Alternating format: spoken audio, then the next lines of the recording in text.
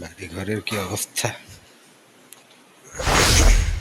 বিড়ালের বাচ্চা এখন তাহলে মোটামুটি নিশ্চিত যে 4টার মধ্যে 4টাই মারা গেছে বা যে কোনোভাবে মেরে ফেলা হয়েছে। এখন প্যাকেট দেখা যাচ্ছে, গ্রিল চিকেনের প্যাকেট, এগুলো মনে হয় বেশিরভাগ আমাদের বাসার উপর থেকে যেগুলো ভেসে আছে। মাসের পর মাস অপেক্ষা করতে করতে বলতে বলতে শেষ পর্যন্ত আমার বাবার কিছু কাপড় ধোয়া হয়েছে। হয়তো আব্বুই ধুয়েছে, কে ধুয়েছে আমি জানি না। মাসে মাসে শুধু বাড়ি ভাড়াটা লুট করে নেওয়ার নামে উনি এক নাম্বার, এটা উনি খুব ভালো পারে। ভাড়াটিয়াতে হ্যালো, আসসালামু আলাইকুম, সবাই কেমন আছেন? আজকের ব্লগটা এখান থেকে শুরু করছি। সর্বপ্রথম বাংলাদেশ দলকে অনেক অনেক শুভেচ্ছা। বাংলাদেশ এবং পাকিস্তান ম্যাচের মধ্যকার যে খেলাটা হয়েছে, এই খেলাটা খুবই টানটান উত্তেজনা ছিল এবং বাংলাদেশ যে বিজয়ে নিশ্চিত করেছে। এবং বলতে গেলে পুরো দেশ এখন এই বাংলাদেশ এবং পাকিস্তান ম্যাচ নিয়ে উন্মাদনায় মেতে আছে। বাইরে গিয়েছিলাম, যতগুলা দোকানে গিয়েছি, যতগুলা টি স্টল দেখলাম, সব জায়গায় শুধু একই কথা একই কথা। এদিকে ইরান ইসরায়েল যুদ্ধে একেবারে বিশ্ব বাজার পুরোপুরি বিপর্যস্ত। জ্বালানির দিকে খুব বেশি চাপ পড়ে যাচ্ছে। ফুয়েল, গ্যাস, এলএনজি এসবের দাম খুব বেড়ে যাচ্ছে। আজকেও দেখলাম গ্যাসের সিলিন্ডারের দাম খুব বেশি। এইগুলো নিয়ে খুব বাইরে ঝামেলা হচ্ছে। একটা দোকানের মধ্যে দেখলাম এগুলো নিয়ে অনেক তর্ক হচ্ছে।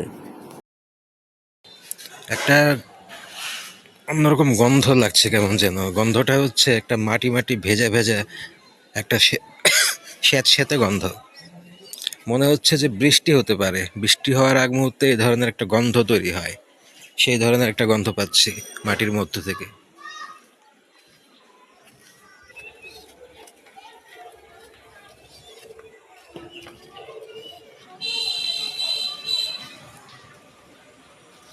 এখানে মনে হয় না আশেপাশের কোনো মানুষ রোজা রাখে, বা রাখলেও তাদের মধ্যে ওই ধরনের কোনো প্রিপারেশন আছে বলে মনে হয় না। মানে ইফতার নিয়ে আলাদা কোনো অ্যাটেনশন এদের মধ্যে কাজ করে না খুব একটা। ভাবে ভাবে মনে হয়, আমি ঠিক নিশ্চিত না, তারপরও মনে হয় আমার কাছে। কারণ বোঝা যায় ইফতার সেইভাবে অ্যারেঞ্জমেন্ট থাকলে, প্রিপারেশন থাকলে, রোজা রাখলে সেটার একটা আলাদা প্রিপারেশন থাকে সব কিছুর। এদের মধ্যে আমি সেই ধরনের কোনো প্রিপারেশন, কোনো ছোঁয়া আমি কোনো কিছু দেখি না। যেমন একটা সব কিছুর অ্যারেঞ্জমেন্ট থাকে, সব কিছুর একটা গোছগাছ শুরু হয়, আমরা যেমনটা করি, এদের মধ্যে সেই ধরনের কিছু দেখি না। বিড়ালের বাচ্চা এখন তাহলে মোটামুটি নিশ্চিত যে 4টার মধ্যে 4টাই মারা গেছে বা যে কোনোভাবে মেরে ফেলা হয়েছে। এখন আমি আর 4টার মধ্যে 2টা, একটা কোনোটাই দেখতে পাচ্ছি না। বিড়ালের বাচ্চা একটাও দেখি না, জানি না এখন কোথায় আছে কি। আবার হয়তো কিছুদিন পর আবার বাচ্চা দিবে, আবারও একই রকম একটা ঘটনাই হবে। ওই একই ঘটনার পুনরাবৃত্তি, ঘুরে ফিরে একই, বারবার রিপিটেশন হচ্ছে।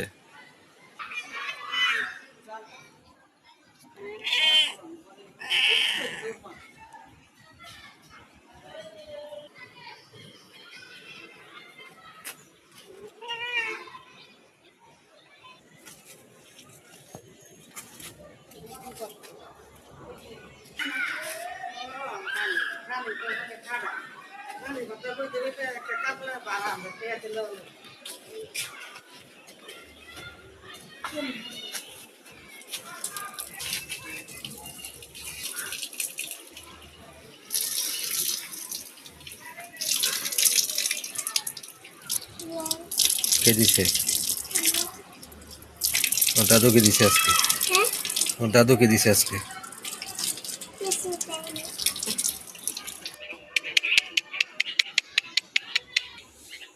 আমি বাইরে আসলে সঙ্গে সঙ্গে দৌড় দিয়ে চলে আসবে এগুলা। স্পেশালি ও, মানে ও আসবেই আসবে। এমনও হয় অনেক সময় আমি যদি দোকানে যাই, দোকান পর্যন্ত চলে যাবে আমার সঙ্গে সঙ্গে। এরপরে আমি ওকে গেট পর্যন্ত তাড়িয়ে দিয়ে তারপরে আবার বাসায় ফেরত দিয়ে তারপরে যাই, নাহলে আবার গাড়ির নিচে পড়ে কিনা। এই যে যাচ্ছে, এখন বেড়াতে যাচ্ছে। এখানে যাচ্ছে আশেপাশের বাড়িগুলোতে একটু ভ্রমণ করতে, খাওয়া দাওয়ার পেয়ে আছে না আছে।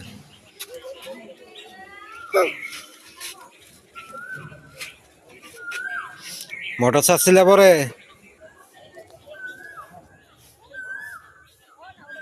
যতগুলো বিরিয়ানি প্যাকেট দেখা যাচ্ছে, গ্রিল চিকেনের প্যাকেট, এগুলো মনে হয় বেশিরভাগ আমাদের বাসার উপর থেকে যেগুলো ভেসে আছে।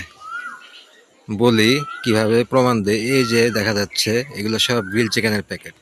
ওনাদের স্পেশাল ডেলিভারি খাবার থাকে তো প্রতিদিনই আলাদা আলাদা, হাজব্যান্ড ওয়াইফ কাপলের, ওইটা রেগুলার এখান থেকেই যায়। মাসের পর মাস অপেক্ষা করতে করতে বলতে বলতে শেষ পর্যন্ত আমার বাবার কিছু কাপড় ধোয়া হয়েছে। হয়তো বা আব্বুই ধুয়েছে, কে ধুয়েছে আমি জানি না। অনেকদিন পরে মনে হলো যে হ্যাঁ, আব্বুর কাপড়গুলো শেষ পর্যন্ত ধোয়া হয়েছে। কার মাধ্যমে ধোয়া হয়েছে জানি না, কিন্তু প্রায় 1 মাসের বেশি সময় ধরে আব্বু বলছিল যে কাপড়গুলো ধোয়া দরকার, ধোয়া দরকার।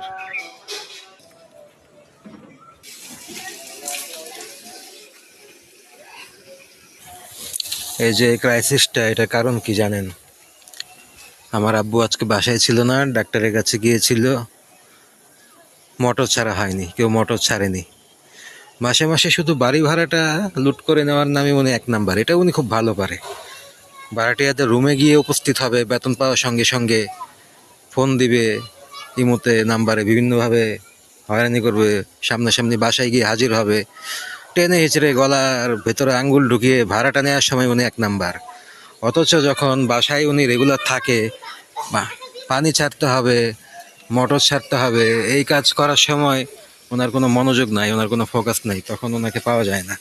এই যে পানি শেষ হয়ে গেছে হয়তো বা, এই জন্য এখন ওই নিচের পানিতে কিছু চাপ আছে, কিছু প্রেশার আছে, আর উপরের পানি আগেই শেষ হয়ে গেছে। এখন উপরে পানি উঠছে না, অথবা ট্যাঙ্কির ভিতরে হাওয়া ঢুকে গেছে, এই জন্য এখন ভাড়াটিয়ারের নিচে এসে গোসল করছে। অথচ প্রপারলি যদি টাইম মতো পানি ছাড়া হতো, আব্বু বাসায় থাকলে যেটা করে, তাহলে কিন্তু পানি ঠিকই থাকতো এবং পানি ক্রাইসিস হতো না।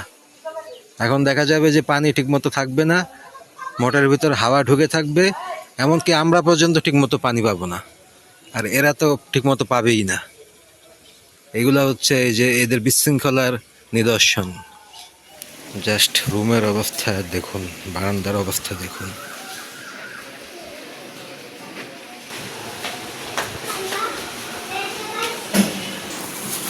আজানের বাকি আছে আর কয়েক।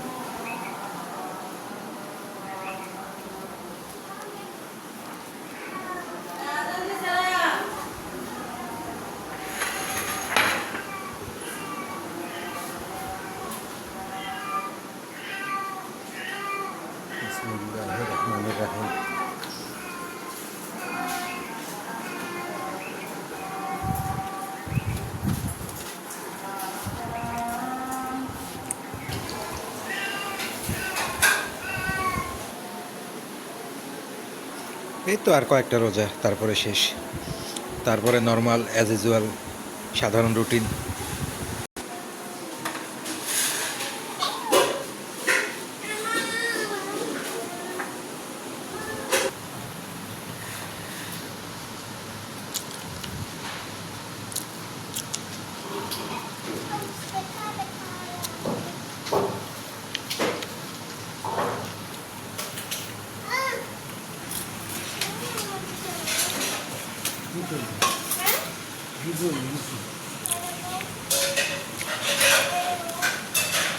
মজার কথা শেয়ার করি, সাহারিতে তরমুজ দিয়েছে খাওয়ার জন্য, তো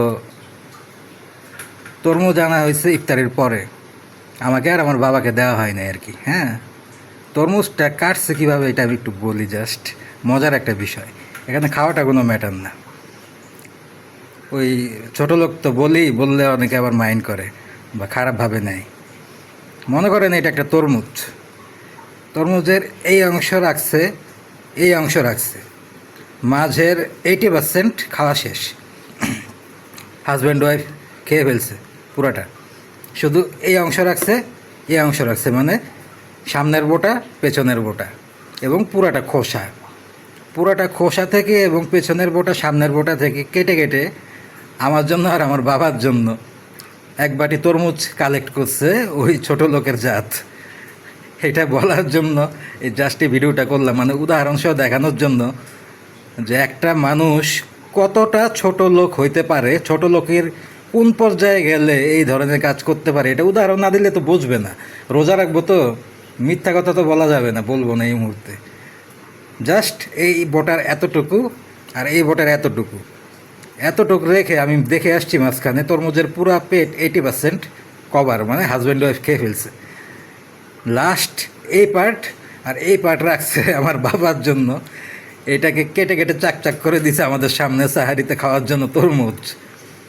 মানে এইগুলা যে করে ছোট লোকের বাচ্চাগুলা, বস্তিগুলা, মানে এখানে খাওয়াটা তো কোনো ম্যাটার না। এটা যে দিছে এটা দেখে আমার হাসি আসতেছে এক হিসেবে। মানে এটা দেওয়ার কি দরকার ছিল, কেন দিতে গেল? তোদের খাওয়ার দরকার, তোরা খাবি, তোরা খা। তোদের জন্ম হয়েছে লুটপাট করার জন্য, অবৈধভাবে খাওয়ার জন্য। মানে বিশাল একটা কমেডি হয়ে গেছে। বাইরে গিয়েছিলাম, দুইটা মহামূল্যবান জিনিস কিনে আনলাম। একটা হচ্ছে বিছানা ঝাড়ু দেওয়ার জন্য একটা ঝাড়ু। কোথাও কাঠি পাচ্ছিলাম না, নারকেলের কাঠি। আমি এটা ছাড়া আবার বিছানা ঝাড়ু দিতে পারি না, এই জন্য বাইরে থেকে এটা কিনে নিয়ে আসলাম। আরেকটা হচ্ছে রুম ফ্রেশনার। এই দুটা জিনিস আমার খুব দরকারি।